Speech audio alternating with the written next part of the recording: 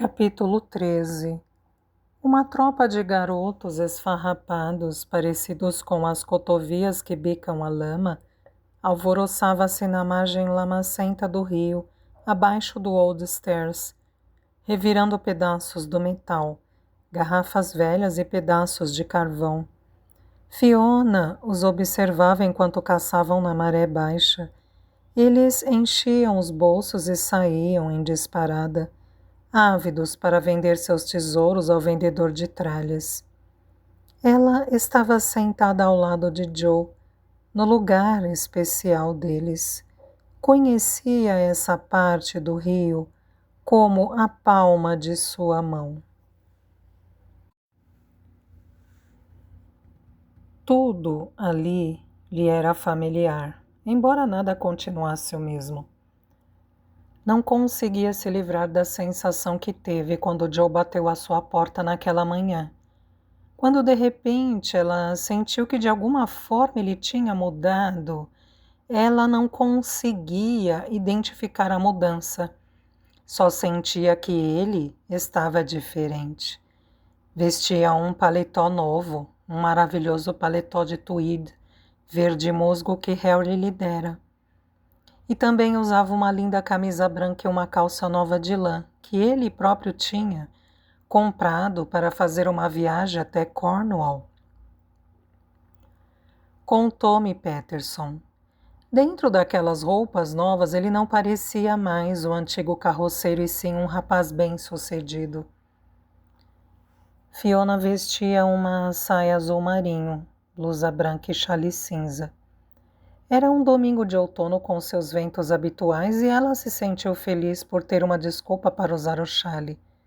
Cobria um remendo em uma das mangas da blusa.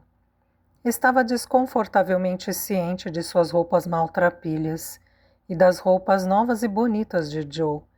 Isso a fazia se sentir constrangida, uma sensação que ela nunca sentira ao lado dele. Joe parecia excitado, feliz com seu trabalho, com Patterson e consigo mesmo. Ainda não tinha completado 2 meses de trabalho e já estava a ponto de ser promovido, ela pensou. Ele não parava de falar de Patterson. Tome isso, tome aquilo, exagerando no tempo. Seu rosto brilhava enquanto falava da possibilidade de pegar um cargo de comprador.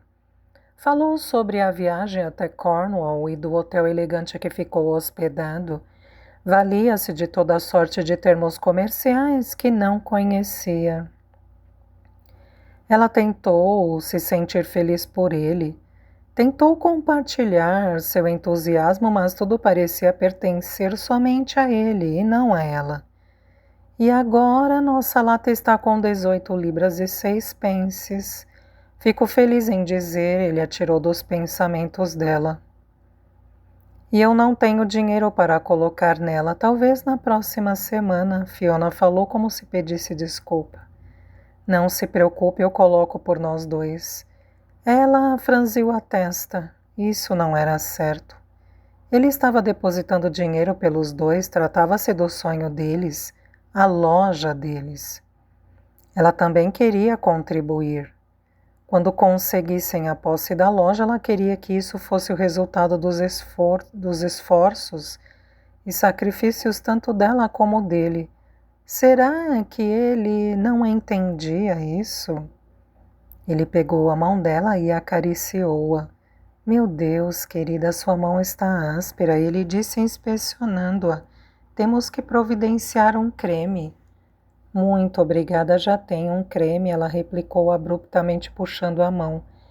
Enterrou as mãos nos bolsos da saia. Não era verdade, ela não tinha creme algum.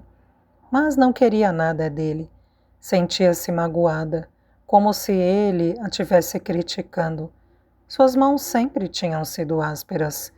E não eram assim as de todos os outros? Pelo menos as mãos de quem dava duro.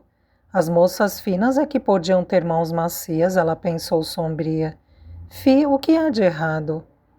Perguntou Joe, notando a expressão taciturna dela. Oh Deus, ela estava sendo horrível. Ele só tentava ser gentil, só tentava cuidar dela. Já tinha surpreendido a família de Fiona com uma cesta enorme de frutas, legumes e verduras. Fez isso parecer um presente, embora soubesse que era de extrema necessidade. Ele levou doces e balas para a mãe dela em um soldado de madeira pintado para cime, que ao vê-lo iluminou a face como um lampião. E para ela deu 6 rosas vermelhas. Ele fora tão bom, por que então ela se sentia tão chateada, tão defensiva? Nada. Ela mentiu enquanto forçava um sorriso, determinada a não permitir que seus pensamentos corroessem e estragassem a primeira noite, em que estavam juntos depois de tanto tempo. Eu estou falando demais sobre o meu trabalho. Talvez a esteja aborrecendo, desculpe, Fi. Ele pôs a mão em torno dos ombros dela, puxou-a para si e beijou-a. Os medos dela desapareceram nos braços dele. Fiona se sentia como se estivesse outra vez a sós com Joe, somente os dois. Amando-se sem pensar em Peterson, sem preocupações em relação à mãe, ao cômodo que caía aos pedaços e ao dinheiro. Eu queria que ficássemos juntos mais tempo, Fi. Odeio não poder vê-la. Bem, pelo menos agora você está aqui, ela disse radiante. E vai voltar para a noite de Guy Fawkes. Afinal, não está tão longe. Só faltam 2 semanas. Ela estava aguardando tanto o feriado que começou a se animar só de falar dele. Todos nós voltaremos a Montague Street para a fogueira. Eu não consigo me imaginar longe de lá no Guy Fawkes. Ela apertou a mão dele. Você estará livre o dia inteiro ou só vai chegar à noite? Ele olhou para o vazio. Joe, não vou poder vir, Fiona. Você não vem? Ela gritou decepcionada. Mas por quê? Não me diga que Peterson quer que você trabalhe na noite de Guy Fawkes. Não, não é isso. É que o Tommy vai dar uma grande festa e eu tenho que ir. Por quê? Não dá para dizer não, muito obrigado e vir para casa? Não, não posso. É uma grande festa que o Tommy dá para os empregados. É nessa noite que ele distribui os bônus e as promoções. Fiona, se eu não for, será uma grande desfeita. Por favor, não fique brava, não há nada que eu possa fazer.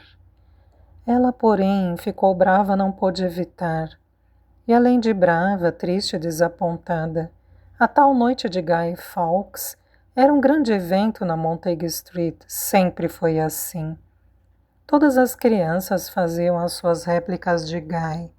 Todos os vizinhos saíam para ver a fogueira e soltar fogos de artifício. Os casais entrelaçavam as mãos à luz da fogueira e ela esperava fazer o mesmo com Joe. Era uma festa para ser aguardada, era uma pequena promessa de diversão a que se agarrar. E agora ela não tinha nada. A Millie vai estar lá? Acho que sim, a festa será na casa deles. Ela ficou em silêncio por alguns segundos e depois acrescentou: Você é doce com ela? O quê? Você é? Não, que diabos, Fiona, vai começar outra vez. Desculpe, não me expressei bem, ela disse com azedume. Quem você ama realmente é o Tommy, não a Millie, não é? Deve ser, passa todo o seu tempo com ele. Joe explodiu. Fiona, o que você quer que eu faça? Ele perguntou aos berros. Quer que eu me demita? Não deu chance para que ela respondesse. Já pensei nisso. Meu desejo é voltar e ficar aqui com você, mas não agir assim porque estou tentando a coisa certa para nós. Estou tentando ganhar a promoção que o Tommy quer me oferecer. Só assim poderei ganhar mais dinheiro. É assim que vamos conseguir a nossa loja, assim poderei cuidar de você. Não estou pedindo para você cuidar de mim, ela gritou de volta. O que peço é que você não deixe de estar por perto. Ela sentia tremor em seus lábios, não queria chorar, que droga, mas estava com tanta raiva. Não está sendo nada fácil depois que papai morreu. Se pelo menos você estivesse por aqui de vez. por aqui de vez em quando, só para conversar. Fi, você sabe que se eu pudesse estaria, você sabe disso. Não será sempre assim. Só quero que você tenha um pouco de paciência. Eu me sinto péssimo, mas não posso fazer nada quanto a isso, por favor. Não faça com que eu me sinta mais culpado do que já estou. Fiona já estava a ponto de revidar, mas as palavras dele a impediram. Culpa. Ela o fazia se sentir culpado. Seu estômago se revirou. Sentiu-se mal e envergonhada. Fechou os olhos e em sua imaginação viu Harry e Millie. Eles batiam pernas pelas ruas e riam, soltos e despreocupados, fazendo comentários sobre Tom e fazendo gracejos, olhando as vitrines acesas e brilhantes das lojas e parando para um chá. Por que então ele iria querer voltar para aquele lugar, para as ruas lúgubres de Whitechapel, quando poderia estar com eles? Por que iria querer estar com ela para ouvir reclamações e temores? E se podia ouvir a risada de Millie. Ela não tinha como competir com o luxo de Millie. Ela parecia mais uma catadora de lixo, em suas roupas maltrapilhas, seu chale velho, suas mãos ásperas. Talvez ele faça centenas de comparações desfavoráveis a mim. Ela pensou com o coração apertado.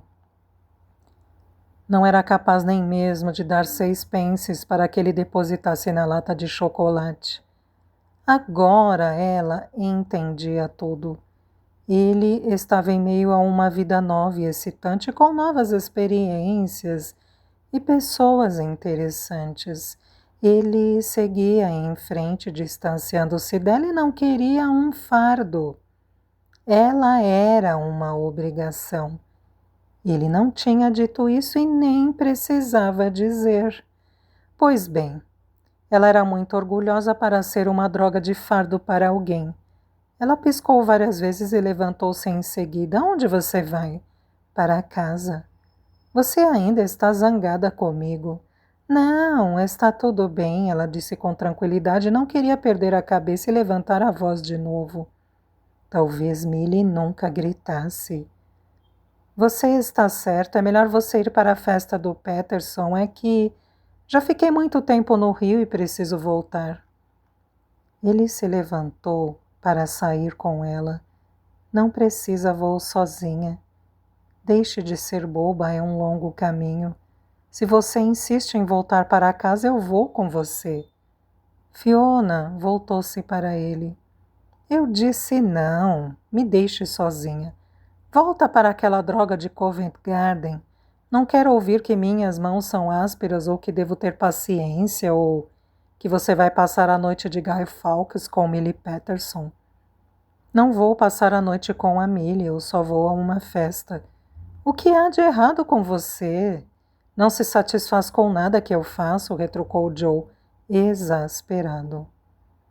Diz que me quer mais perto, mas agora que estou aqui, você quer voltar para casa? Por que você é tão suscetível? Por nada, Joe, por nada. Eu perdi meu pai, perdi minha casa e agora estou perdendo o meu homem.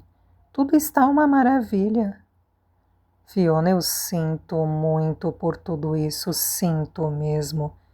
Mas você não está me perdendo. Eu estou tentando melhorar as coisas. O que você quer de mim, afinal? Eu quero o meu Joe de volta, ela disse. E depois saiu em disparada pela escada e desapareceu de vista. Ela correu pela High Street e passou pelos ancoradouros e os armazéns em direção a Greyville Lane e Whitechapel. Não estava entendendo mais nada, nada fazia sentido. Joe havia dito que trabalhava duro para eles, para a loja deles. E isso devia confortá-la, mas não a confortava. Se ele realmente estava trabalhando para a loja deles, por que então queria tanto aquela promoção? Não foi ele mesmo que disse que já estavam com 18 libras e 6 pences? Com essa quantia só faltavam 7 míseras libras para completar as 25 de que eles precisavam. Não havia necessidade do cargo de comprador. Ele só precisava do salário de uns poucos meses mais. Depois podia largar o emprego e eles abririam a loja. O que ele estava fazendo? Por que estava atrás daquele cargo? Depois de ter percorrido um bom trecho da Gravel Lane, ela se pôs a correr mais rápido ainda. Estava quase sem fôlego. As pernas fraquejavam, mas continuava correndo. Ela tentava escapar de uma voz que ecoava em sua cabeça. Uma voz que respondia às suas perguntas. Por que ele não quer mais a loja? E também não quer mais você. Perante uma plateia de olhos avaliadores, Charlie Finnegan tirou a camisa e jogou-a na cadeira. Esticou os cotovelos até as costas, soltou os ombros e abriu o peito. Os olhos da plateia cravaram-se no contorno dos músculos. Notavam os braços grossos, as mãos poderosas. Um murmúrio de aprovação alastrou-se pela multidão. Suas chances aumentaram. Mudaram-se as apostas e as moedas passavam de mão em mão. O olhar impassível de Charlie analisava o recinto. Era a sua primeira lua no Taj Mahal, um velho teatro burlesco recém-transformado em ringue. O proprietário Danny Quinn fizera a reforma, retirando o palco e os assentos, mas preservando os elegantes lustres a gás, os balaústres e o papel florido na parede. O resultado final foi um espaço amplo, bem iluminado e perfeito para rinhas de cães e galos, para embates e lutas. Ele também apreciou a multidão, em sua maioria composta por operários, mas também de alguns homens ricos. Avistou Thomas Chapéu Coco, Sheehan, na multidão. Chapéu Coco era o apelido adquirido pelo marginal mais famoso de East London, por conta do chapéu preto que ele sempre usava. Não havia um só bordel, uma só casa de jogos e um só ringue onde ele não estivesse metido. Os donos dos cais pagavam para que ele protegesse, entre aspas, suas propriedades. Os taberneiros pagavam para que ele mantivesse os negócios em atividade, e os tolos que se recusavam a lhe dar uma fatia de suas tortas invariavelmente apareciam boiando no Tâmisa. A presença de Sheehan no recinto era um testemunho de quantidade de dinheiro que circulava por ali. Ele não perderia seu tempo com lutas insignificantes. Charlie estava feliz em ver que o interesse por ele era alto. Ele sabia que os rapazes de quem Quinn gostava, os boxeadores que entravam para a equipe dele, ganhavam uma comissão da féria arrecadada além de prêmios e dinheiro. Quinn submetera os novos rapazes a um teste antes de contratá-los. Charlie estava determinado a causar boa impressão. Soou o gongo. Ele e seu oponente colocaram-se no centro do ringue, entre aplausos e vaias. Estenderam as mãos para o juiz, o qual, por sua vez, inspecionou-as para se certificar de que não escondiam alguma coisa, mandando-os em seguida de volta aos seus cantos. Lados opostos dos círculos formados pelos espectadores, Charlie analisou o adversário. Ele o conhecia. O nome do sujeito era Sid Malone. Era seu companheiro de trabalho na cervejaria. Sid morava em Lambeth, do outro lado do rio. Não era londrino. De acordo com o Billy Helson, o capataz, ele saíra do campo após a morte da mãe. Não tinha família. E também não tinha amigos. Era um brigão, um encrenqueiro. Mas Charlie nunca teve problemas com ele, pelo menos não até certo dia, muitos meses antes, quando Sid engraçou com Fiona. Convidou-a para ir a um pub e quando ela se negou, tentou arrastá-la para um beco. Ela quebrou o nariz dele com um soco certeiro. muito mais produto da sorte que da força. E essa era a primeira vez que ele ia a nocaute. Ele precisava recuperar a honra e sabia que a melhor forma de fazer isso era espancar o irmão dela. Sid tinha a mesma idade e altura que Charlie, e também era ruivo, mas não apresentava a mesma constituição sólida. Charlie conhecia o estilo de Sid e achava que podia dar conta dele, mas considerava o fato de que todo boxeador, inclusive Sid, pode tornar-se melhor quando está com raiva. Alguns boxeadores precisam trabalhar a própria raiva, precisavam ter um motivo. Uma revanche, chacotas lançadas pela plateia. Tudo o que Charlie precisava fazer era abrir a caixa onde estava a própria raiva. Ele também fora um bom boxeador e ficou ainda melhor após a morte do pai. A luta o purificava de sua fúria, de sua culpa, de sua desesperança. Quando lutava, ele esquecia a irmã aflita e a mãe pálida e extenuada. Esquecia o olhar triste e reprovador do irmãozinho porque ele nunca estava por perto. Esquecia Nova York e a vida que sonhava construir lá. E se perdia completamente de si mesmo nas esquivas, nas falsas investidas, nos estalidos do nó dos dedos no queixo do oponente, na fumaça e na dor suada e brilhante. O juiz colocou-se no centro do ringue e ergueu o braço. O ar estrelou de tensão.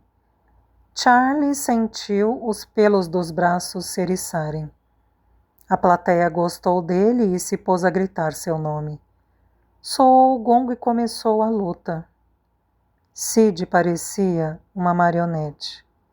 O orgulho ferido e a raiva manipulavam seus cordões e o faziam arremeter-se em direção a Charlie com socos débeis e imprecisos. Charlie permanecia na defensiva e aparava os golpes facilmente. Sid investia. De sua posição, Charlie o estudava e conservava a energia para decidir o momento certo de esmagar o bastardo. Vem, covarde, vem! Sid instigava. Lute comigo! A multidão não gostava daquilo. Ela queria mais agressividade. Os homens vaiavam e balançavam a cabeça em sinal negativo. Charlie não dava a mínima.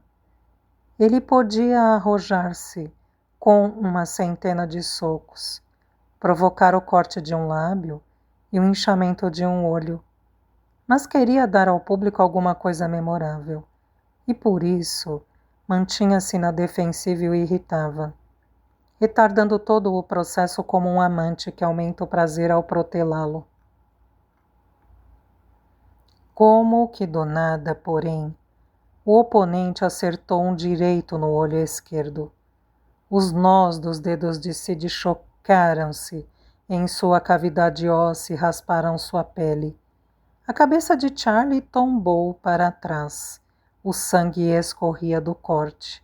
A multidão urrava. Charlie sacudiu a cabeça e o sangue respingou por todos os lados. Mas ele não se incomodou porque o corte abaixo do olho não faria o sangue lhe turvar a visão. Agora Sid se mantinha confiante, ele se pavoneava. Charlie estuda a posição e os punhos dele estavam mais abertos e baixavam a guarda. Sid soltou uns poucos jabs mais, socos inofensivos, permitidos por Charlie, que o observava como um furacão. O punho esquerdo do seu adversário abaixava toda vez que ele investia com o direito. Charlie se movimentava e lançava os seus golpes de maneira a preservar o fôlego. E mantinha os seus punhos frente ao rosto. Ainda não era a hora de acertar o olho de Sid. Charlie respirou fundo e equilibrou-se. ainda estudando o padrão do oponente. Um golpe de direita, outro de direita, outro de direita. O punho esquerdo abaixava quando ele agredia e erguia-se em seguida, e depois ele dava um tempo. Um outro padrão. Direita, esquerda, direita. Mais uma vez. E depois uma sequência de golpes de direita. Abaixava e recuava. Charlie ficou à espera. Sid investiu outra vez com o punho direito, abaixando o esquerdo, e Charlie soltou um poderoso direto em sua têmpora. Sid foi à lona como um saco de pedras. Ele gemeu, fechou os olhos e apagou. Fez-se silêncio, enquanto o juiz contava até 10. E depois levantou o braço de Charlie, declarando-o vencedor. A multidão irrompeu em aplausos. A maioria exclamava que nunca tinha visto coisa igual. Os homens que minutos antes vaiavam Charlie agora elogiavam sua resistência e sua técnica. Sid foi carregado para uma mesa onde sua equipe tentou reanimá-lo. Charlie cuspiu o sangue que estava em sua boca.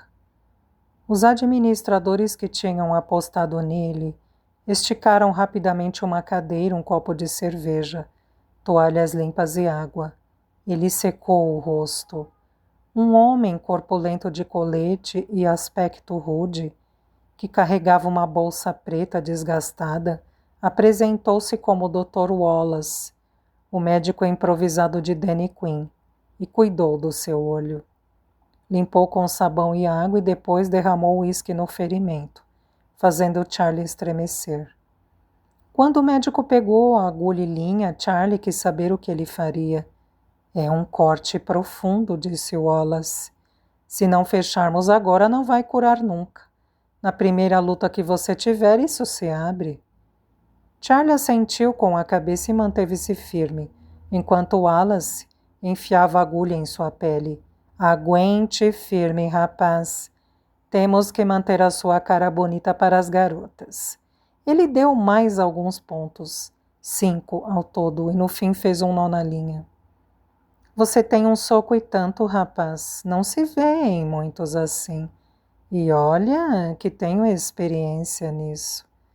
Curativo fica por conta da casa e tem um prato de costeletas a caminho, cortesia do Sr. Quinn.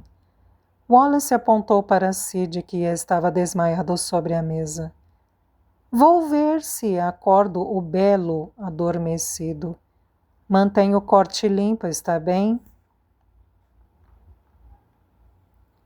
Charlie agradeceu e acabou de beber a cerveja. Tão logo esvaziou o copo, apareceu outro. E em seguida, um prato cheio de costeletas.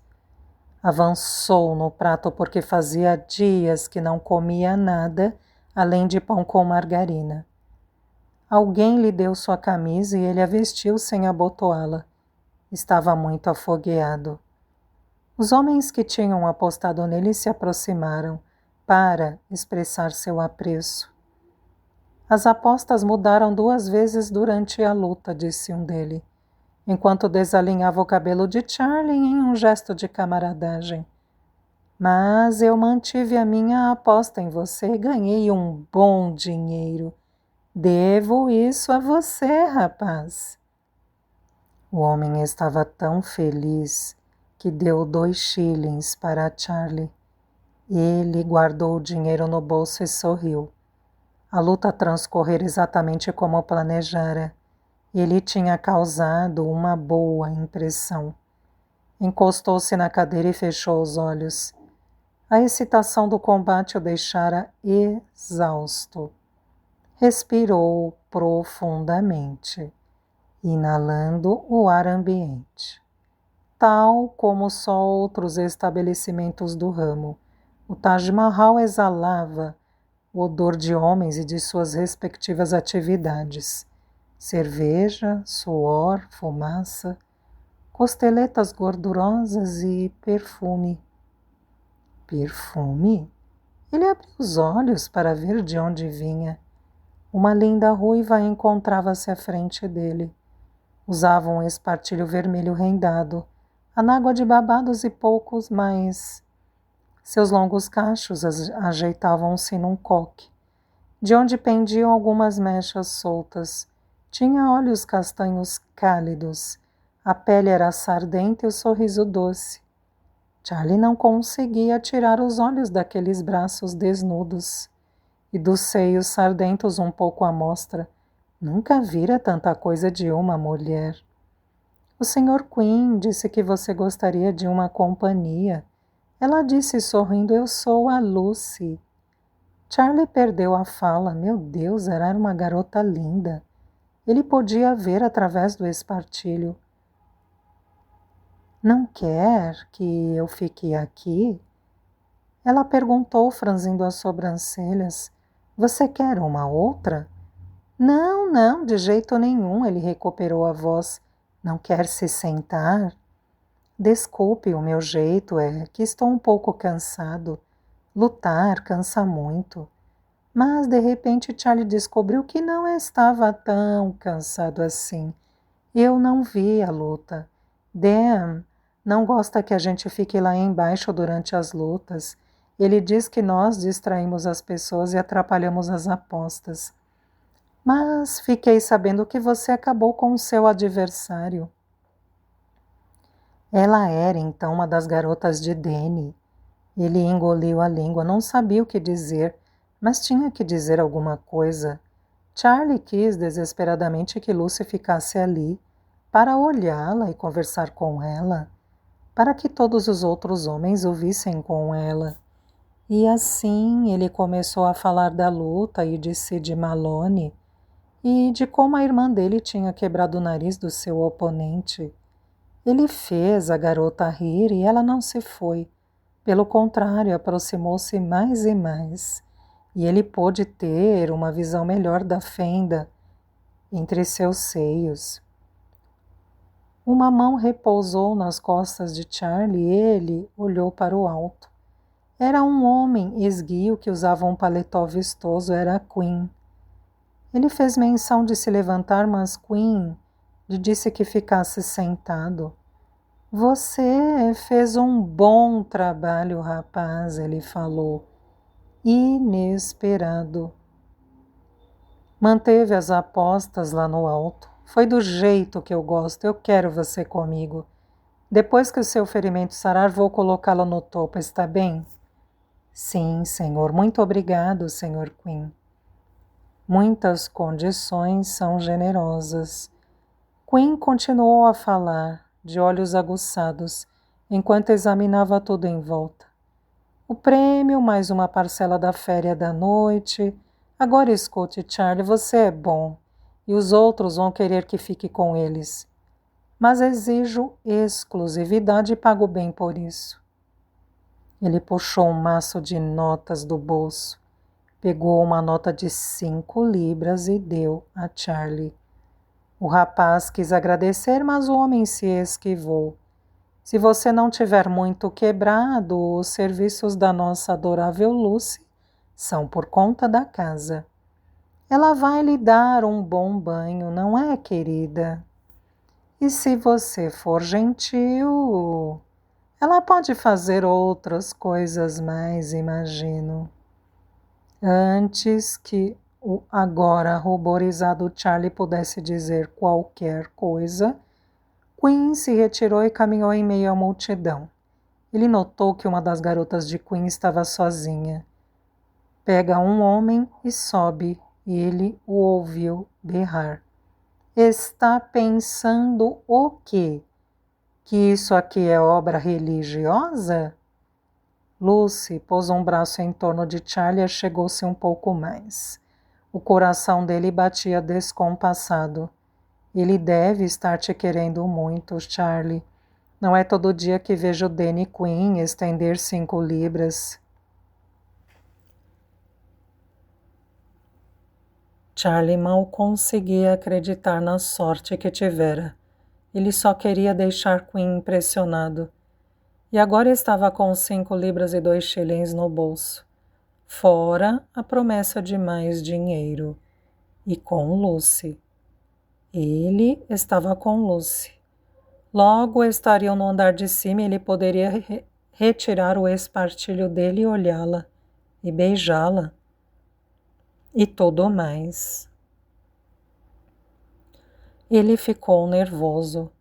Pelas fanfarronices que ele e os rapazes da Montague Street contavam sobre as prostitutas de 4 pences que alegavam ter conseguido e, também porque nunca tinha feito nada além de dar um beijo em Bridget, uma amiga de sua irmã, esvaziou o copo de cerveja. Já era o terceiro. 4 copos mais e ele estaria realmente pronto para dar conta do recado. Vem! Sussurrou Lucy, pegando-o pela mão. Ela o conduziu pela escada até um corredor estreito com as portas em ambos os lados. Deteve-se à frente de uma porta, puxou-a para si e beijou-o, acariciando os cabelos dele. Depois ela desceu a mão pelas costas, apertou-o, apalpou-o como uma massa de pão e se pressionou contra ele. Você quer o banho agora ou mais tarde? Ela sussurrou, tirando as mãos de onde estavam. Que banho? Ele grunhiu, pensando em Danny Quinn e na nota de 5 libras em seu bolso, pensando em tudo que pudesse desviar sua mente do que as mãos dela faziam com ele.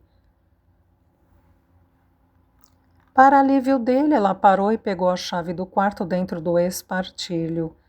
Sorrindo, ela destrancou a porta e o empurrou para dentro.